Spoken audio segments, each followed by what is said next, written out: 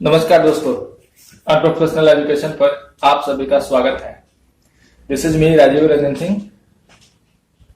ये मेरा short introduction है, यहाँ पर आप मेरे बारे में पढ़ सकते हैं। दोस्तों, इस वीडियो सीरीज में हम लोग क्राउन पब्लिकेशन की जो बिहार जनरल नॉलेज की बुक है उसको कवर कर रहे हैं। फिलहाल ये जो सीरीज है वो हिस्ट्री की सीरीज चल रही है। हिस्ट्री का सीरीज कंप्लीट करने के बाद हम लोग ज्योग्राफी को कवर करेंगे। बिहार रिलेटेड सारे एग्जाम्स के लिए जैसा कि हम सब जानते हैं कि यह बुक काफी इंपॉर्टेंट हो जाता है, क्योंकि इसमें बिहार स्पेसिफिक सारी चीजें काफी डिटेल में कवर की हुई है और हम लोग भी इस वीडियो सीरीज में सारी पॉइंट जो है वो काफी डिटेल में कवर कर रहे हैं।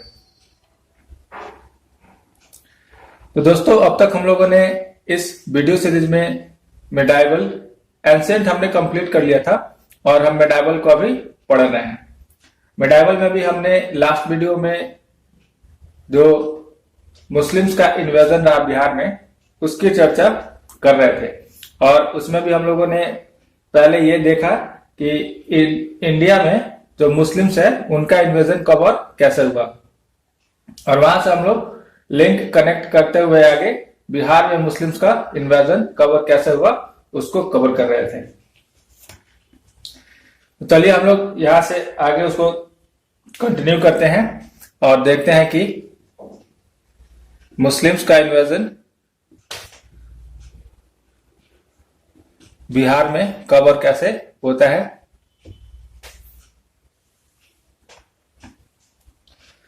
मुस्लिम्स का इन्वेजन बिहार में अगर कहा जाए तो सबसे पहले जो है वो बख्तियार खिलजी ने किया था।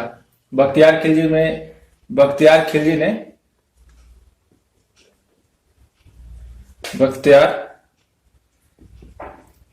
ने किया था। बख्तियार खिलजी ने 1199 एडी में बिहार पर अपना पहला इन्वेजन किया और उस समय इसने उदांतापुरी जो है उसको पूरी तरीके से डिस्ट्रॉय किया। मेनली जो बिहार में जो भी मुस्लिम्स इन्वेडर आएंगे उनका मेन पर्पस होगा बिहार एंड बंगाल दोनों को जीतना, और उसके लिए उनको लखनौती के जो रूलर्स होते हैं उनको हराना पड़ता है। यानी कि बिहार और बंगाल में उस वक्त में जो आप कह सकते हैं कि जो इंपॉर्टेंट रूलर्स तो काफी सारे हैं, बट जो मेन है जिसकी जो स्ट्रेंथ है बिहार एंड बंगाल में काफी ज्यादा है वो लखनौती के रूलर्स होते थे। तो जो भी मुस्लिम इन्वेडर आता है स्टार्टिंग में वो लखनौती के रूलर्स को हराने की कोशिश करता है। ऐसा नहीं है कि बख्तियार खिलजी जो है वो सबसे पहला है मुस्लिम्स रूलर है, बट इसके पहले भी लगभग पटना में मगध के साइड तक यानी कि पटना तक मुस्लिम्स का इन्वेजन हुआ है। पूरे बिहार में नहीं, पूरे बंगाल में, दोनों रीजन में तो नहीं, बट पटना तक इसके पहले भी मुस्लिम्स इन्वेजन हुए हैं। हाँ, वो पटना से आगे नहीं जा सके और पटना तक उनका मेन पर्पस जो था, जो इन्वेड कर रहे थे, जो मुस्लिम्स रूलर आकर इन्वेड किया, उनका मेन पर्पस था यहां से जितना हो सके उतना लूटपाट करके धन इकट्ठा करके ले जाना।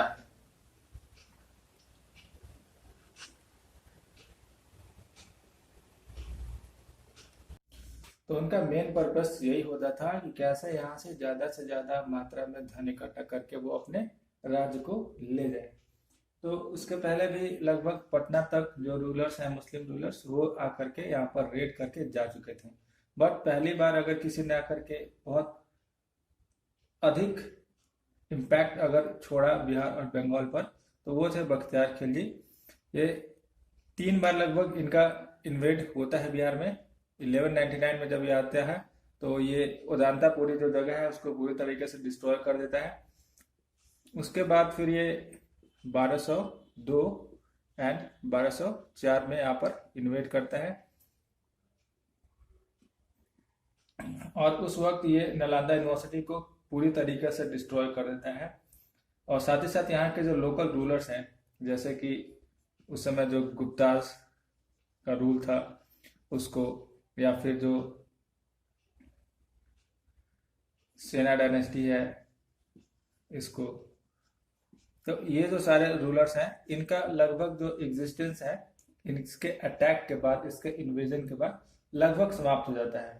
कर्नाट्स जो है ये बच जाते हैं, क्योंकि ये इनकी जो संरक्षण है वो प्राप्त कर लेते हैं, यानी कि ये इनके साथ एक इनके सामने अपने घुटने टेक देते हैं एंड उनके संरक्षण में चले जाते हैं।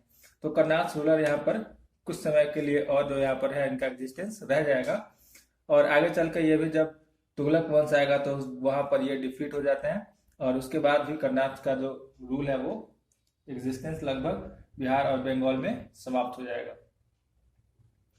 तो पहला बख्तियार खिलजी ने अटैक किया था। दूसरा, उसके बाद बख्तियार खिलजी आता है, अपने जो रूलर्स, अपने जो ये कमांडर या फिर गवर्नर जो रूल करने के लिए बिहार और बंगाल में वो छोड़कर जाएगा। तो समय के साथ फिर वो अपने आप को इंडिपेंडेंट वो लोग डिक्लेयर कर देते हैं। और फिर जब जब जब इसमें क्या होता है कि जब जब दिल्ली अब जो कि अब पॉलिटिकल सेंटर हो चुका है भारत का, तो जब भी दिल्ली में किसी नए रूलर्स का, किसी नए किंगडम का रूल अगर स्टैब्लिश होता है,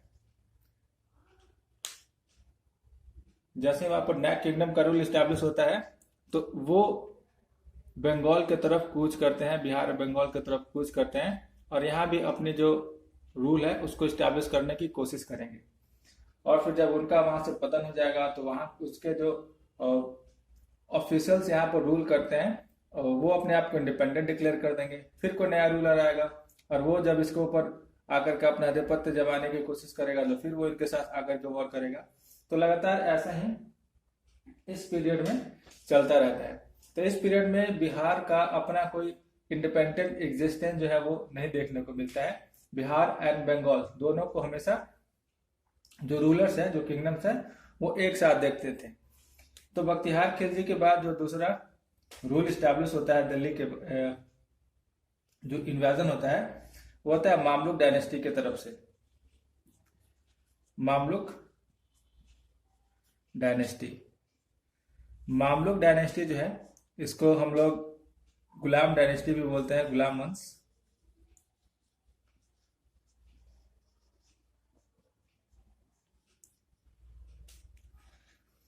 तो दिल्ली में गुलाम वंश का जब शुरुआत होता है, वहां पर गुलाम वंश का जो रूल है वो स्टैब्लिश होता है। गुलाम वंश का रूल वैसे मैं बता दूं कि कुतुबुद्दीन ऐबक ने किया था। तो जब गुलाम वंश का स्थापना होता है दिल्ली में, और उस वक्त कुतुबुद्दीन ऐबक जो है वो बिहार एवं बंगाल की तरफ रुख नहीं करते हैं। वो आसपास के रीजन में ही अपना उसमें उलझे रहते हैं, और उनको समय नहीं मिल पाता है कि वो बिहार एवं बंगाल की तरफ रुख करें। बट इसके बाद गुलाम डायनेस्टी में जब इल्तुतमिश का रूल आता है, इल्तुतमिश जब उसके हाथ में क्राउन जाता है, वो गद्दी पर बैठता है, तब ये बिहार एवं बंगाल की तरफ देखता है। और ये लगभग 1225 में 1225 एडी में बिहार एवं बंगाल दोनों को जीत जाता है, यानी कि वो बिहार एवं बंगाल दोनों को अपने राज्य में मिला लेगा। तो 1225 में जो बिहार है और बंगाल है वो दोनों मामलुक डायनेस्टी के अंतर्गत आ जाते हैं। देखिए, जब बख्तियार खिलजी आता है तब वो बिहार एवं बंगाल दोनों को एक साथ कर देता है, दोनों को यूनाइट कर देता है एक साथ। बट जैसे ही इल्तुतमिश आता है, ये बिहार एवं बंगाल दोनों को बाइफरकेट कर देता है, यानी कि बिहार एवं बंगाल एक बार फिर से बाइफरकेट हो जाते हैं।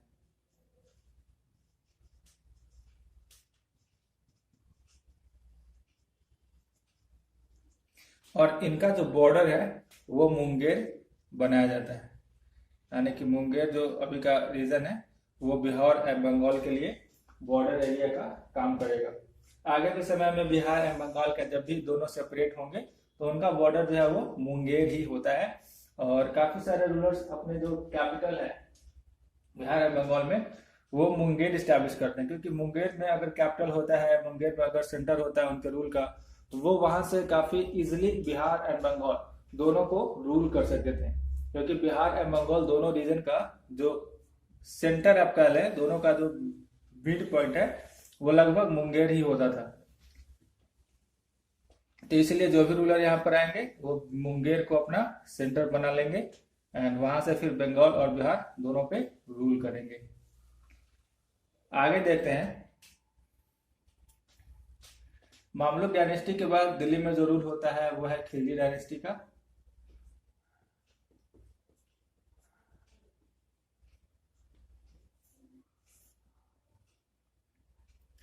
खिलजी डायनेस्टी को जो स्टैब्लिश करते हैं वो है अलाउद्दीन खिलजी। अलाउद्दीन खिलजी वहां पर खिलजी डायनेस्टी स्टैब्लिश करते हैं। एंड इस दौरान अलाउद्दीन खिलजी जो है अपने एक कमांडर इस्माइल को भेजते हैं बिहार और बंगाल को जीतने के लिए। यानी कि इनके जो ऑफिसर हैं इस्माइल, वो बिहार और बंगाल में आते हैं और वहां पर वो बिहार और बंगाल को जीत जाते हैं। वहां पर ये इनके जो लोकल रूलर हैं शक्ति डायनेस्टी, शक्ति सिंह, उनको हराते हैं और हरा करके बिहार और बंगाल दोनों को जीत जाते हैं। उसके बाद जब ये बिहार और बंगाल दोनों को जीत जाते हैं तो यहाँ पर एक गवर्नर स्टैब्लिश किया जाता है, गवर्नर बिठाया जाता है, वो होते हैं हातिम खान। हातिम खान को बिहार एंड बंगाल दोनों की बैकडोर सौंप कर जब वापस जो है वो अपना दिल्ली पर फोकस करते हैं। खिलजी डायनेस्टी के बाद समय आता है तुगलक डायनेस्टी का।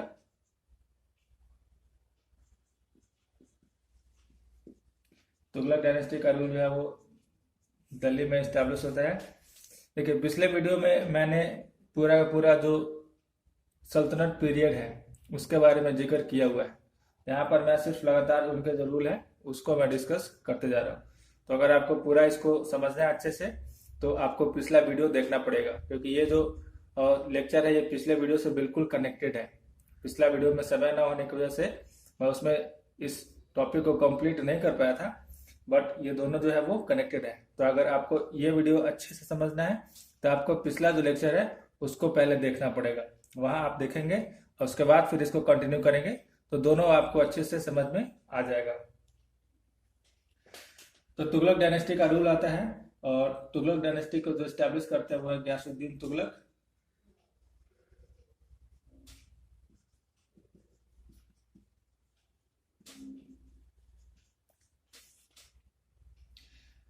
तो गयासुद्दीन तुगलक एक बार फिर से बिहार एंड बंगाल की तरफ मार्च करते हैं और बिहार एंड बंगाल को वो जीतने की कोशिश करते हैं।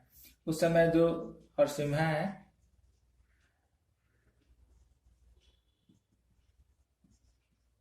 उसको हराते हैं, ये हरसिम्हा को डिफीट करते हैं। एंड उसके बाद फिर हरसिम देवा जो कि वही कर्नाटक के रूलर है, तो हरसिम देवा को ये डिफीट करते हैं और डिफीट करके बंगाल और बिहार पर वापस अपना रूल जो है वो स्टैब्लिश कर लेते हैं।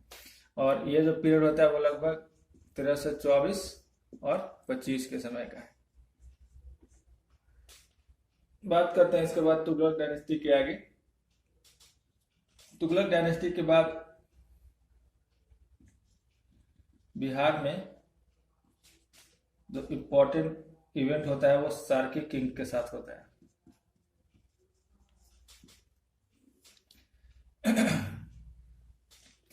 सार्की किंग्स, आप पहले ये समझ लें कि ये सार्की किंग्स थे कौन और इनका कैसे बिहार में रोल सामने आता है। जब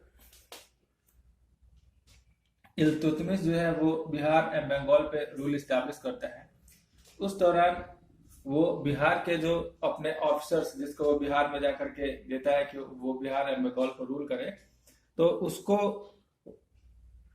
इल्तुतमिश ने एक नया जो है वो टाइटल देते हैं। वो उसको मलिक ए सार्की कहते हैं, मलिकस सार्की शर्क, सॉरी मलिक उस सर्क। इसका मतलब होता है लॉर्ड ऑफ ईस्ट।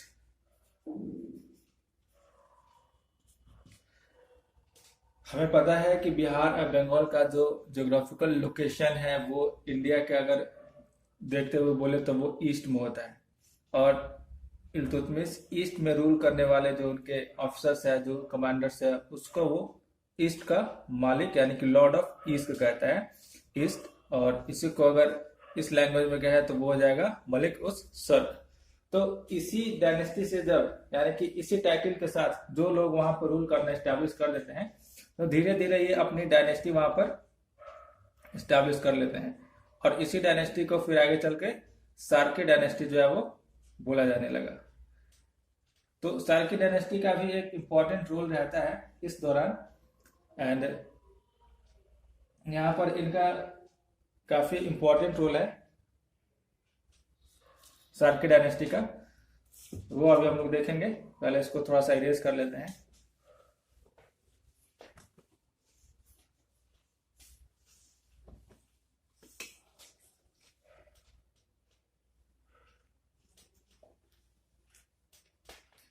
तो सार्की डायनेस्टी का जो इम्पोर्टेंस है, उनका जो स्ट्रेंथ है, वो लगभग 1394 के बाद ये इमर्ज होता है।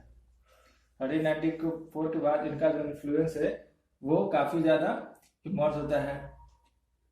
और जब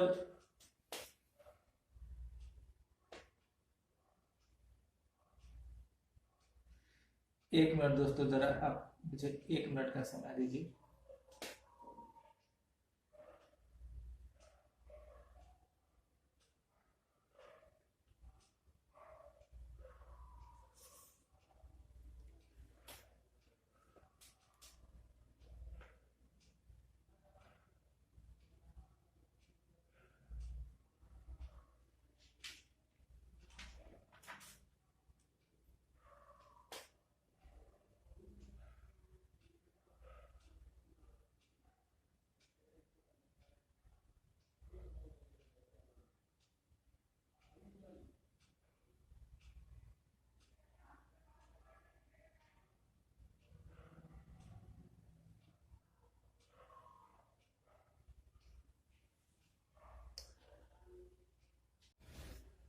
सॉरी दोस्तों इस इनकन्वीनियंस के लिए।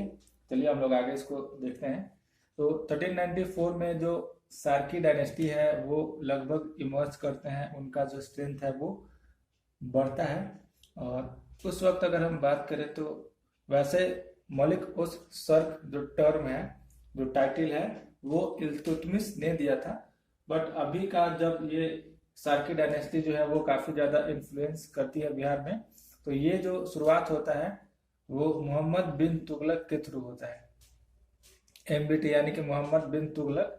तो मोहम्मद बिन तुगलक जो है अपने समय में बिहार पर रूल करने के लिए, स्पेशली कन्नौज, तो कन्नौज पर वहां पर ये अपने एक ऑफिसर को भेजते हैं रूल करने के लिए, जिनका नाम होता है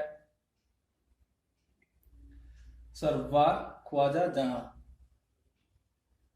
सरवार ख्वाजा जहां। तो इसको रूल करने के लिए भेजते हैं, स्पेशली ऑन कन्नौज, कन्नौज पर रूल करने के लिए। एंड वहां से ये रूल करता है। एंड इसी को एम्बेटी जो है वो मलिक उस सर्क भी कहते हैं। तो क्योंकि ये टाइटल है तो जाहिर सी बात है कि उसको इस नाम से उनको पुकारा ही जाएगा, मलिक उस सर्क। लेकिन दोस्तों जब यहाँ से दिल्ली में जब लोधी डायनेस्टी स्टैब्लिश होगी, लोधी डायनेस्टी जब दिल्ली में रूल उनका स्टैब्लिश होगा, तब उस समय जो सार्की डायनेस्टी है, यानी कि सार्की रूलर है, उनका और लोधी डायनेस्टी के बीच जो वॉर होता है। अब वॉर तो होता है, उसको रोकने के लिए ये जो सार्की डायनेस्टी है, ये उस वक्त बहलोल लोधी के साथ एक बातचीत का दौर चलता है। बहलोल लोधी के साथ एक बातचीत का दौर चलता है कुछ समय तक। बट ये बातचीत जो है वो असर नहीं करता है, बातचीत जो है वो फेल कर जाता है। और उसके बाद जो बहलोल लोधी है वो इस डायनेस्टी यानी कि जो सार्कीज है उनको हटा करके वहां पर नुहानी रूलर मुबारक खान नुहानी को स्टैब्लिश करता है। मुबारक खान नुहानी को वहां पर नुहानी को बिठा देते हैं, और यहाँ से जो है वो नुहानी डायनेस्टी का बिहार में स्टैब्लिशमेंट भी हो जाता है। मुबारक खान नुहानी जो है बल्लोल लोधी के अंडर में काम करते हैं। बट इसके बाद जब अगले रूलर होते हैं दरिया खान नुहानी, दरिया खान नूहानी। तो जब तक बहलोल लोधी होते हैं तो ये उनका जो अंडर है वो स्वीकार करते हैं, ये उनके अंडर में काम करते हैं। बट जैसे ही सिकंदर लोधी का रूल आएगा, सिकंदर लोधी का, तो ये उनका जो संरक्षण है वो स्वीकार करने से मना कर देंगे, और यानी कि वो वहां पर रिवॉल्ट कर देंगे उनके साथ, यानी कि उनका जो क्या कहते हैं, उनका जो संरक्षण इनको मिला हुआ है वो उसके बाहर निकल जाते हैं, खुद को इंडिपेंडेंट क्लेम कर देंगे। यानी कि जब तक बहलोल लोधी होते हैं तो उनके संरक्षण में ये रूल करते हैं, बट जैसे ही सिकंदर लोधी आते हैं तो सिकंदर लोधी का ये जो उनका रूल है वो मानने से इनकार कर देते हैं और खुद को वहां पर इंडिपेंडेंट डिक्लेयर कर देते हैं। जिसके बाद सिकंदर लोधी और इनके बीच में वॉर भी होता है, बट तुरंत ही सिकंदर लोधी जो है वो जब 1526 में जो वॉर होता है बाबर के साथ, तो उसमें सिकंदर लोधी हार जाते हैं। इसके बाद बिहार पर इंडिपेंडेंट नूहानी डायनेस्टी का जो है वो स्टैब्लिशमेंट हो जाता है, और यहाँ से फिर बिहार में नूहानी डायनेस्टी रूल करती है। तो नूहानी डायनेस्टी और ठीक इसके बाद फिर सूर डायनेस्टी, ये दोनों काफी कनेक्टेड हैं, तो हम लोग दोनों को अब अगले वीडियो में कवर करेंगे। दोनों काफी इंपॉर्टेंट है एग्जाम्स को देखते हुए, दोनों को हम लोग अगले वीडियो में इसको कवर करने की कोशिश करेंगे। अगला वीडियो जो है मैं इसको यहाँ पर अभी कवर कर सकता हूँ, बट इसको मैं अभी कवर नहीं कर रहा हूँ, क्योंकि मुझे लगता है कि जब सूर डायनेस्टी और नूहानी डायनेस्टी दोनों को एक साथ कवर करना ज्यादा इंपॉर्टेंट है, क्योंकि दोनों सबसे पहली बात की इंटर कनेक्टेड है। तो क्योंकि सूर डायनेस्टी की शुरुआत नूहानी डायनेस्टी से ही होता है, इसलिए दोनों को एक साथ पढ़ाना जो है वो काफी अच्छा होगा, काफी बेहतर होगा समझने के लिए। तो दोस्तों आज के वीडियो में बस इतना ही। हम लोग आगे के वीडियो में जो राइज ऑफ अफगान्स है इन बिहार उसको कवर करेंगे, उसमें हम लोग सूर डायनेस्टी और नूहानी डायनेस्टी दोनों को कवर करेंगे। एंड उसके बाद फिर हम लोग मॉडर्न की तरफ सीधा रुख करेंगे, यानी कि वहां से हम लोग मॉडर्न डायनेस्टी, मॉडर्न हिस्ट्री जो है बिहार की उसको शुरू करेंगे। और इस बीच जो मुगल रूल होता है बिहार में उसको हम लोग स्किप कर देंगे, क्योंकि मुगल रूल जो है वो काफी ज्यादा नहीं है बिहार के दृष्टिकोण से, और उस दौरान जो है वो बिहार इतना ज्यादा इंपॉर्टेंस भी नहीं रखता था, इसलिए कुछ इंपॉर्टेंट इवेंट उस दौरान जो है वो हुए नहीं है। जो कुछ भी होंगे हम लोग उसको एमसीक्यूज करते वक्त कवर कर लेंगे। एंड अभी तो एमसीक्यूज काफी समय से नहीं आ रहा है, बट ये सारे चैप्टर्स खत्म करने के बाद हम लोग एक साथ सबका एमसीक्यू जो है वो करेंगे। तो दोस्तों आज के वीडियो में बस इतना ही। आज वैसे देखा जाए तो बीपीएससी मेंस का एग्जाम भी चल रहा है, तो जैसे एग्जाम खत्म होता है मैं उसका पेपर आप लोगों को प्रोवाइड कराऊंगा, और उसको हम लोग थोड़ा सा डिस्कस भी कर लेंगे पेपर कैसा है क्या है। तो चलिए आप लोग अपने प्रीलिम्स की तैयारी जो है वो जारी रखिए, अच्छे से पढ़ाई के ऊपर समय दीजिए। मिलते हैं अगले वीडियो में, तब तक के लिए नमस्कार। एंड हाँ एक बात और, अगर वीडियो अच्छा लगा तो आप इसको लाइक करें, ज़्यादा से ज़्यादा शेयर करें, एंड अगर जो लोग इस चैनल पर नए हैं वो इसको सब्सक्राइब कर लें, और साथ ही साथ बेल आइकन भी दबा दें ताकि आपको हर वीडियो का अपडेट जो है वो समय पर मिल सके। धन्यवाद।